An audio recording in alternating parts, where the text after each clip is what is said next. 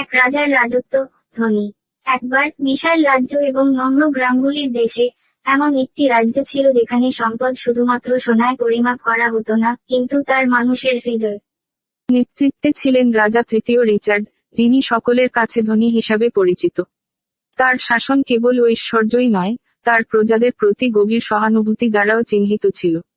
তার শাসনামলে সমৃদ্ধি বিকাশ লাভ করে এবং তার উদারতার গল্প বহুদূরে ছড়িয়ে পড়ে। যাই হোক, প্রাসাদের সোনালী দেয়ালের পিছনে একটি ছায়া লুকিয়ে আছে। একটি ষড়যন্ত্র তৈরি হয়েছিল, হিংসা এবং লোভ দ্বারা ইন্ধন দেওয়া হয়েছিল।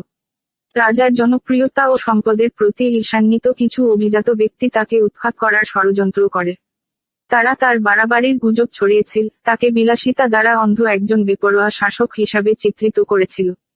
যখন ফিসফিসগুলি বকবক এবং চিৎকারের জন্য বচসাতে পরিণত হয়েছিল, রাজ্যটি নিজেকে অশান্তির দ্বারপ্রান্তে খুঁজে পেয়েছিল। রাজার অজান্তে, বিপদ যতই দিন যাচ্ছে ততই ঘনিয়ে আসছে।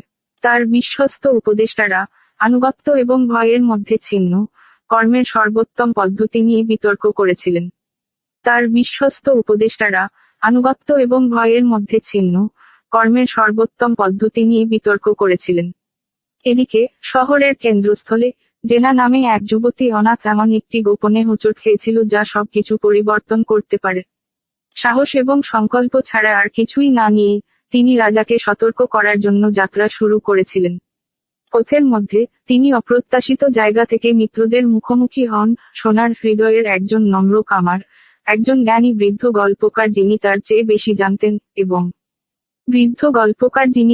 বেশি জানতেন, এবং একটি লুকানো এজেন্ডা সহ একটি রহস্যময় পথচারী। জোটগুলি স্থানান্তরিত হওয়ার সাথে সাথে এবং আনুগত্য পরীক্ষা করা হয়েছিল, জেনা অনেক দেরি হওয়ার আগেই রাজার কাছে পৌঁছানোর জন্য সময়ের বিরুদ্ধে দৌড়েছিল। সত্যের কাছাকাছি প্রতিটি পদক্ষেপের সাথে, তিনি প্রতারণার একটি জাল উন্মোচন করেছিলেন যা কেবল রাজা ধনীকেই নয় বরং রাজ্যের নিজস্ব ফ্যাব্রিককে হুমকি দিয়েছিল।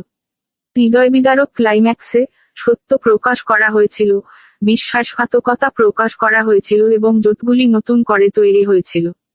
রাজা ধনী, নেতৃত্বের চূড়ান্ত পরীক্ষার সম্মুখীন, কাকে বিশ্বাস করবেন এবং যারা এটিকে ধ্বংস করতে চায় তাদের কাছ থেকে কিভাবে তার রাজ্যকে রক্ষা তা নির্ধারণ করতে হবে।